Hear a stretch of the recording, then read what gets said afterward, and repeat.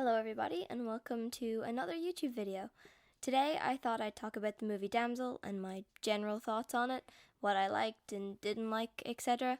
So without further ado, don't forget to like and subscribe and enjoy the video. So, did I like the movie?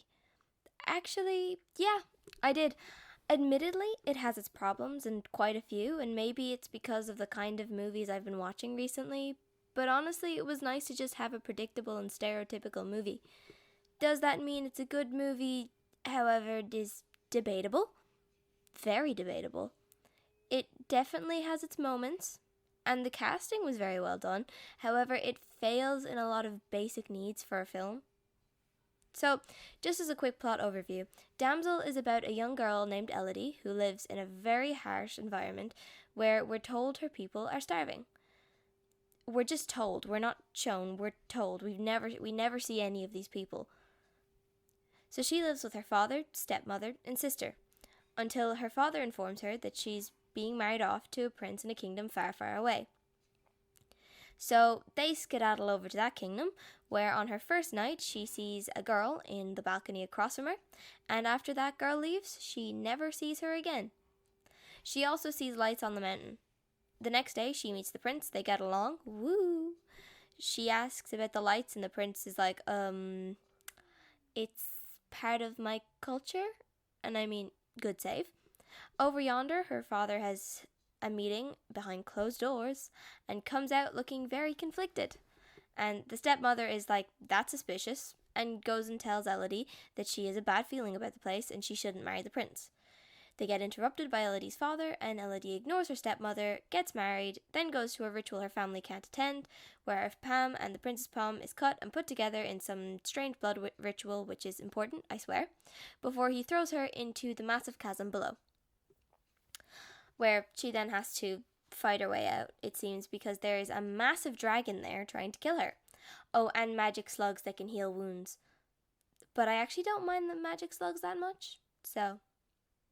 Anyway, remember the girl I said she never sees again? Well, I lied, because she sees her burned up corpse while trying to get away from the dragon, and I'll give them this. The claustrophobic scene afterwards did in fact get me. Maybe because I'm mildly claustrophobic, but it did. Anyway, Elodie finds a room that's safe from the dragon, and in that room there's a map, drawn by a girl named Victoria, who Elodie assumes escaped. Being interested in maps, she figures it out quickly and gets to the end.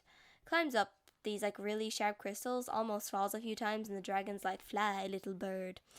And she sees that she's actually halfway up a mountain, and there's no way up or down. Oh, and Victoria's dead as a dodo, by the way. Just thought I'd say that. And she would have died here, and had the dragon not been interrupted by Elodie's father coming to save her, because he felt bad for essentially killing his daughter, as one would. Oh, also Elodie finds out that actually the dragon isn't that evil, but the king from the evil kingdom killed her 3 daughters, so now every generation of the kingdom, if they want to live, has to sacrifice 3 of their daughters to the dragon, because they killed her daughters for no reason, by the way. But the kingdom's actually sacrificing innocent girls with the royal blood in them from the blood ritual, when they push the palms together. Apparently that's enough, but anyway. And maybe I would have cared if her father had been developed, but her father gets caught by the dragon, and the dragon's like, yo, I smell Elodie, tell her to come out. And her dad's like, Elodie, do not come out, and the dragon kills him. Then the dragon gets distracted again. Elodie has a heartfelt moment with her father and uses the rope he used to get in to get out. Also, quick question, but wouldn't the dragon have smelt that Elodie's dad wasn't one of the royal family's blood? Just saying. Or maybe the dragon thought she was royal on her mother's side or something? I don't know. We're not going to question the logic of a film with magic healing slugs that glow. Anyway, Elodie gets out, and the dragon throws a quick temper tantrum, which prompts the evil queen to yoink Elodie's sister to use as a sacrifice instead. Except this time the prince is like, but Mumsy, she's just a child. And the queen's like, you're weak, lol, and does the blood ritual and throws Elodie's sister into the chasm. But the dragon doesn't kill kids. She's cool like that, So she just holds her hostage instead. So Elodie's stepmother tells Elodie what happened and is going to go in herself until Elodie's like, no, you've been conveniently injured for the plot purposes, so I'll go. And she does. She fights the dragon, wins, tells the dragon the truth, heals the dragon, and then they go kill the royal family and go home. The end. So, what I liked about the movie. Well, I couldn't talk about Damsel without mentioning the cinematography because, oh my god, it is beautiful. The visuals in this movie are gorgeous, and there's nothing anyone can say to convince me otherwise. I also really like the way the movie built suspense. In a lot of newer movies, I just don't feel the suspense it tries to build, but I definitely did with Damsel, so that's a good sign. Like, I was clutching my seat while watching.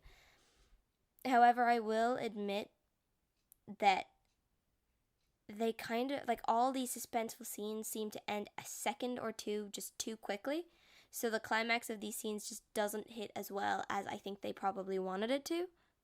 It kind of reminded me of, like, movies that build, the false suspense to give us something that's, like, anticlimactic for comedic effect. And that works when your goal is building comedic effect, or when you want to do a thing where it's like, oh, it's safe, and then something big comes in, and then you get a massive fright. But neither of those was the goal for this movie. I also liked how Ellie liking maps and puzzles is established at the beginning, even though it's one of the only parts of her character that is. But it means that her solving the map almost immediately isn't just a whoa girl power moment. As I mentioned earlier, I also liked the casting, and honestly this movie needed good actors because the script was just lackluster, and although the casting didn't make up for the script, it certainly helped the script. Now, what I didn't like, and boy, there's a bit. To start, the movie itself is too short.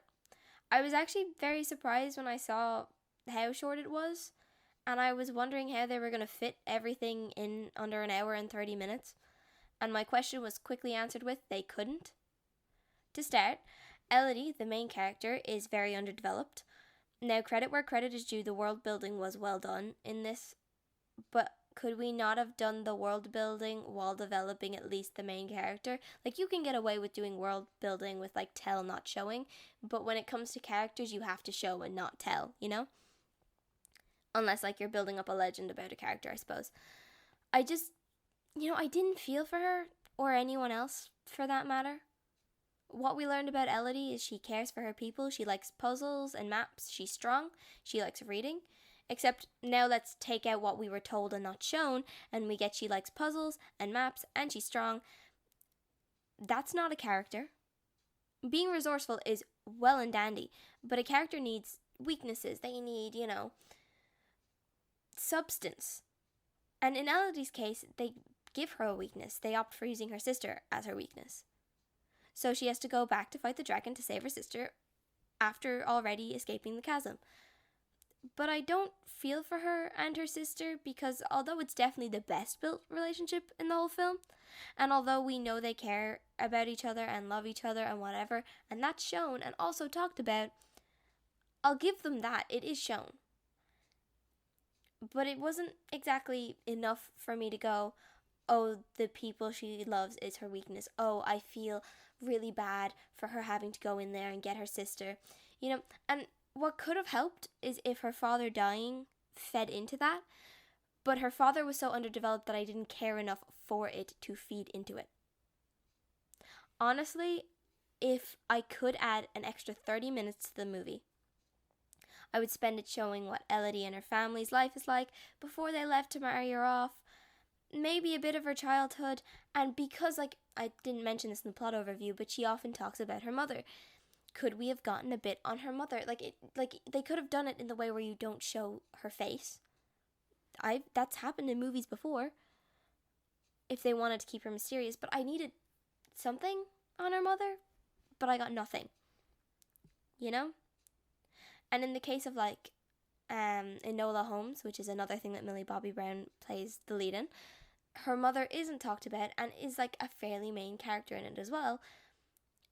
But the whole, point of the first movie and a good bit of the second, well, the whole point of the first movie, and not really the second, but pretty much the first movie, is that her mother is mysterious. She's, looking for her mother. It's not supposed to be out there for everyone to see, if that makes sense. Her mother's supposed to be mysterious. She's not in this movie, so don't make her. And then the rest of the 30 minutes, I would show the prince actually feeling bad for his actions. I mean, okay, dude, you said you feel bad, we get it, but can we see you feeling bad? Just that would have made the movie, just that much would have made this movie so much better. It wouldn't be perfect, but it would be much better than what we got. Honestly, I think the prince had probably the most unused potential, maybe the stepmother as well.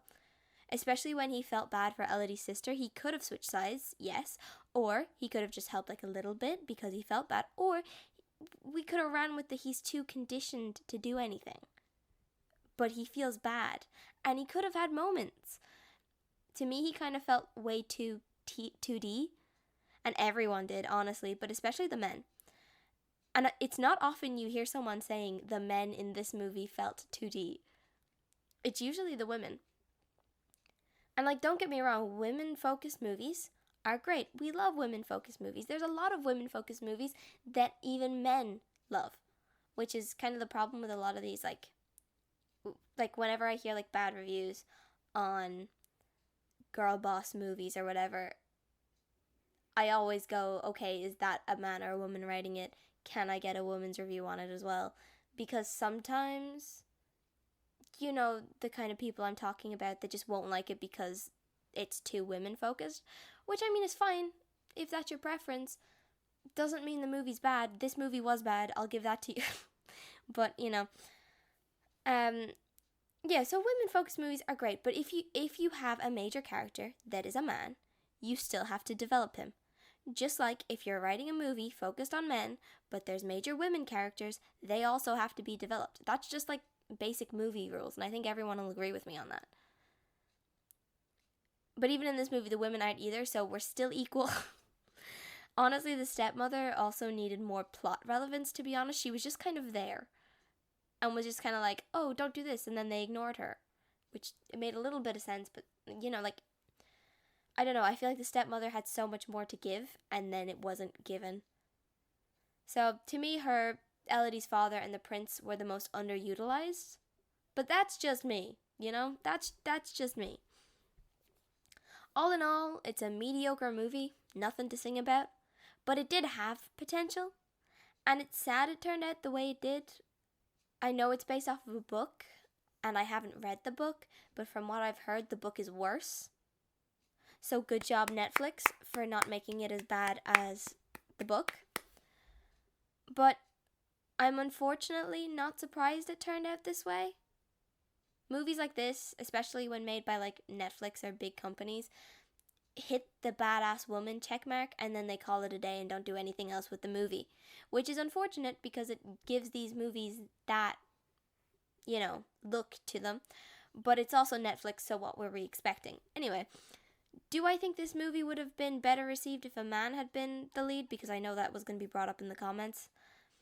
Probably. I mean, some people love those kinds of fantasy action movies that don't have that much development in them. They're just go, go, go, go, go. I hit the mic. I really hope that doesn't show up in recordings.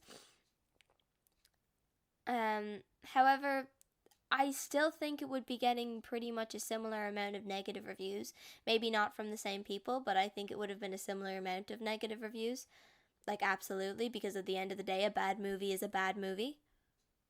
Anyway, I hope you enjoyed, and if you did, please like and subscribe, and I'll see you in the next one. Bye-bye. The Irish word of the week, by the way, is dragoon, which means dragon.